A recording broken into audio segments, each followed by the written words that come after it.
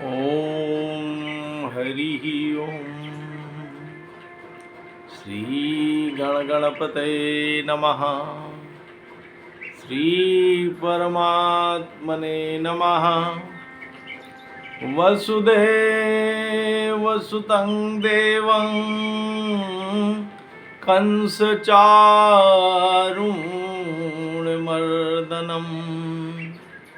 देवकी परमानन्दं कृष्णं वन्दे जगद्गुरुं। वंशी विभूषितकरा नवनीरदाभात्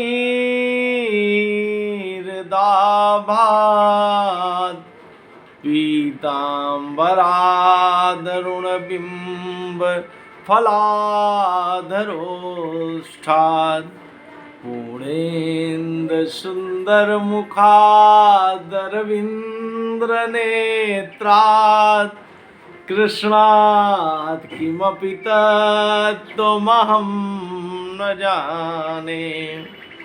भक्ति भक्त भगवंत गुरु चतुर्नाम बपुए तिनके पद वंदन किए नासहि विघ्न अनेक। मंगल आय विराज रहा वस्तु नयौरयनु हरिजन को जस गावते हरिजन मंगल रूप। सनतन निर्णय कियो मथि श्रुति पुराण इतिहास भजबे को दो सुघर कै हरि कै हरिदास। श्री अग्रदेव आज्ञा दई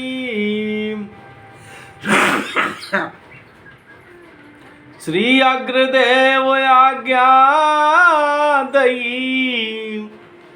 भगतन को यश गाओ। भवसागर से तरन को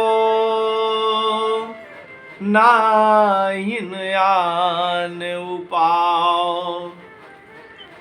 जो हरि प्राप्त की आस हो तो हरिजन गुण गाओ। न तरस कत भुज बीज ज्यों जन्म जन्म पछिताओ।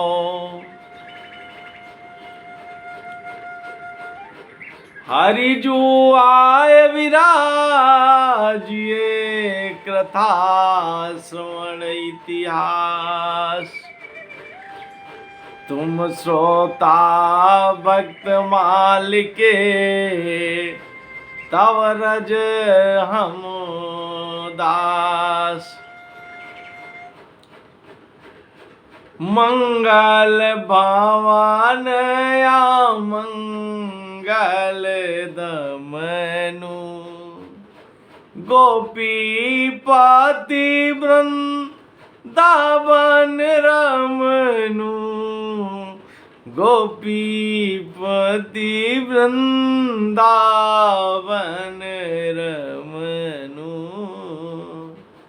गुरु समान नहीं को उपकारी देखे करी विचार जग झारी। देखे करी विचार जग झारी। देखे करी विचार जग झारी। बोलो राधा माधव सरकार की जय। श्यावर रामचंद्र की जय। उमापति महादेव की जय। वीर बजरंग बली की जय। जय जय सब संतन की जय। जय जय सब भक्तन की जय।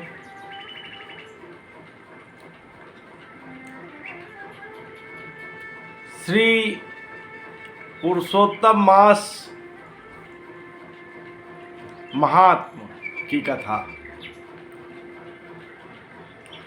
श्रीमद् भागवत महापुराण के अंतर्गत ये कथा आती है कि हिरण्याक्ष और हिरण्याकश्यपु दो सगे भाई थे। दोनों बहुत ही बलशाली थे और ये भगवान के नित्य पार्षद थे, जो सनकादिकों के श्रापवश राक्षस योनि में इनको आना पड़ा। जब ये जन्म लिया तो इनसे संसार में बड़ी हलचल मच गई। इनके समान कोई योद्धा नहीं था, तो हिरण्याक्ष के वध के लिए भगवान को शूकर रूप में आना पड़ा। और उन्होंने जब हिरण्याक्ष का वध कर दिया तो अपने भाई के वध से हिरण्याकश्यपु भगवान से वैर करने लगा। हिरण्याकश्यपु ने अपनी माता, अपने कुटुंबियों को समझाया, उनको तरह तरह से उनके शोक शमन के लिए अनेक बातें कही और भगवान से बदला लेने के लिए उसने तपस्या का मार्ग चुना।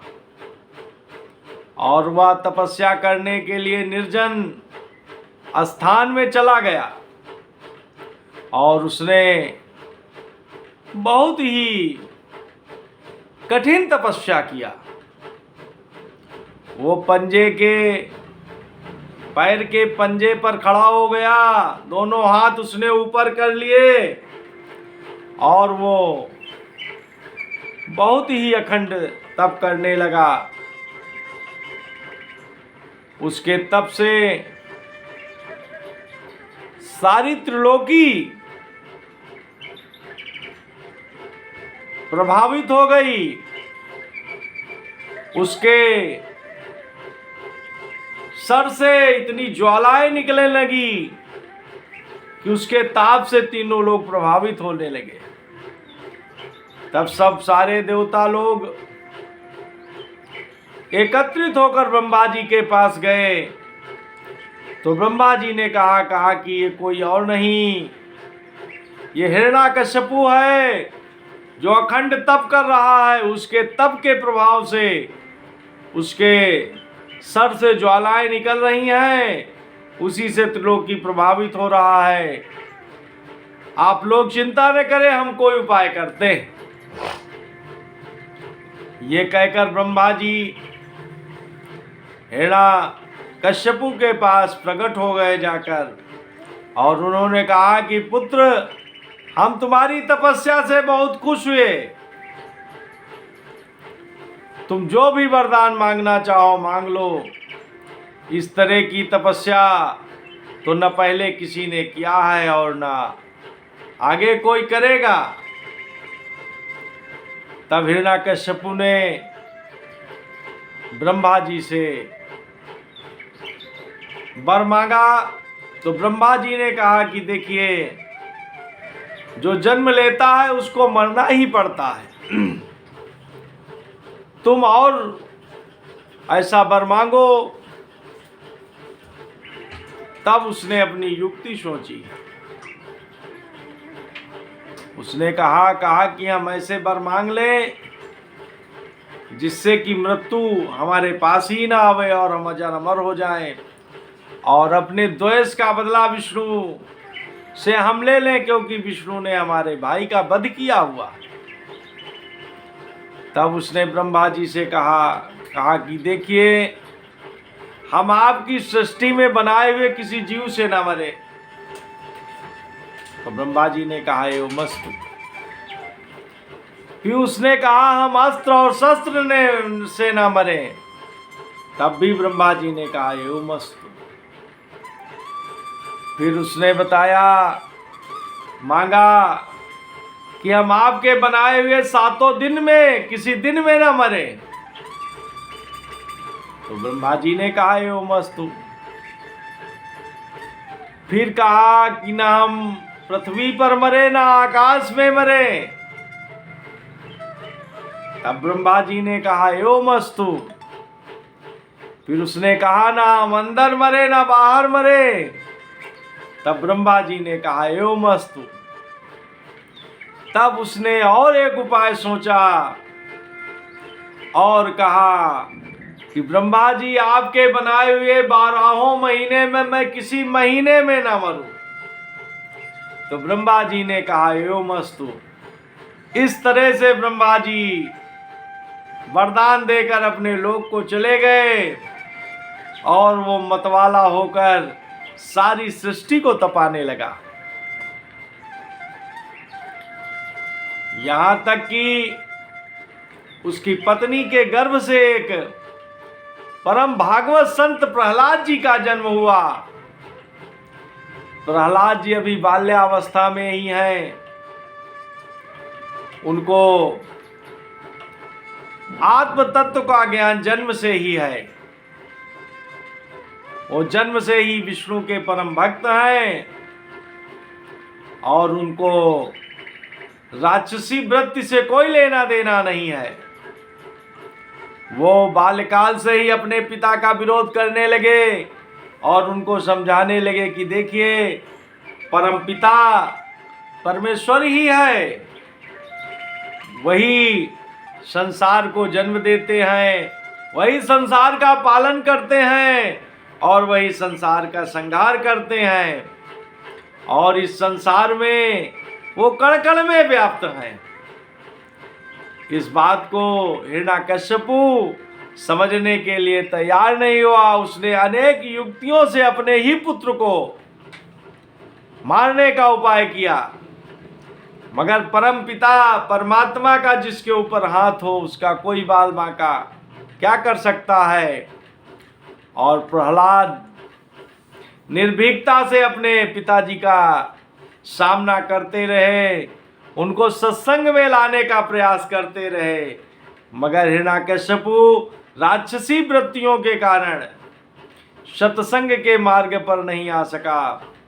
और एक दिन उसने अपने पुत्र को ही अपने हाथ से मारने का प्रयास किया और कहा कि तुम्हारा विष्णु कहाँ है। तो प्रहलाद जी ने कहा कि हमारा विष्णु कण कण में व्याप्त है। तो कहीं क्या इस खंभे में भी है। तो प्रहलाद जी ने कहा कि हाँ पिताजी, इस खंभे में भी हमारा विष्णु है। और वो क्रोध से तमतमा कर लाल हो गया और उसने खंभे में एक जोरदार मुष्टिका का प्रहार किया और उसी से भगवान नरसिंह रूप में प्रकट। बोलो नरसिंह भगवान की जय। भगवान नरसिंह रूप में आए और उन्होंने हिरण्याकश्यपु को पकड़ लिया। और हिरण्याकश्यपु बहुत प्रयास करने लगा, मगर वो भगवान की पकड़ से छूटा नहीं। तब भगवान ने उसको अपनी जंघा पर लिटा लिया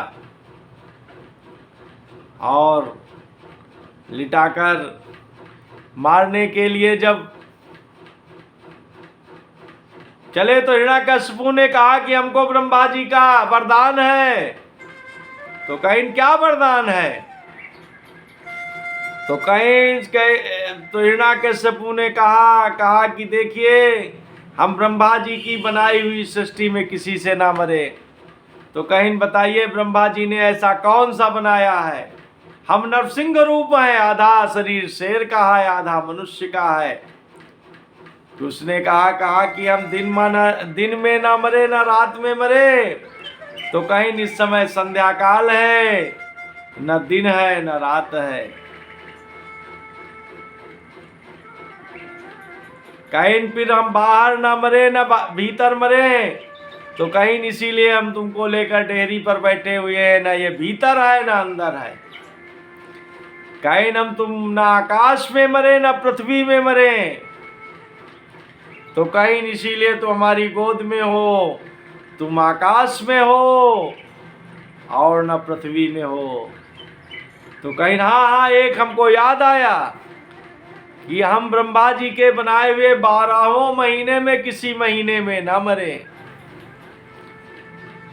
तो विष्णु भगवान ने कहा कि इसीलिए हमने ये 13वें महीने का निर्माण किया है। इस समय वो 12 महीने से अलग ये 13वां महीना अधिक मास का है, जिसे आने वाले समय में लोग पुरुषोत्तम मास के नाम से पुकारेंगे। इस तरह से भगवान ने अपने भक्त के उद्धार के, अपने भक्त के कल्याणार्थ 13वें महीने का निर्माण किया, जिसे आज पुरुषोत्तम मास कहते हैं। और भगवान ने हिरण्याकश्यपु का शरीर विदीर्ण कर दिया और वो मुक्त हो गया। इस तरह से अपने भक्त के मान के लिए, अपने भक्त की प्रसन्नता के लिए भगवान ने हिरण्याकश्यपु को आसुरी शक्ति को समाप्त करके और अपने प्रभाव को दिखाया।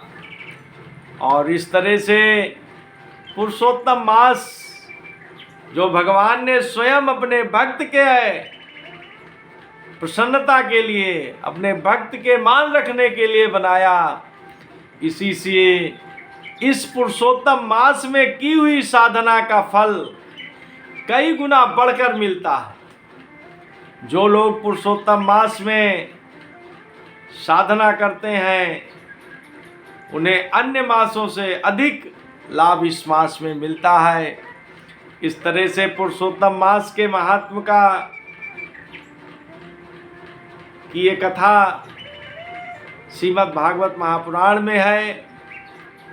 और ये पुरुषोत्तम मास चल रहा है, इसलिए हम लोग अधिक से अधिक समय साधना, नाम संकीर्तन, रुद्राभिषेक, शिव आराधना, शास्त्र अध्ययन, पूजन पाठ, सेवा में दें और अपने जीवन को समर्पित करें, भगवान के चरणों में समर्पित करें और इस श्री पुरुषोत्तम मास का अधिक से अधिक लाभ लें। भगवान विष्णु नरसिंह भगवान हम लोगों के ऊपर भी कृपा करें, हम लोगों का भी जीवन धन्य हो जाए और हम लोग भगवान के सत्संग को पाने में, भगवान के सामीप्य को पाने में सफल हों। बोलो नरसिंह भगवान की जय, भक्त प्रहलाद की जय।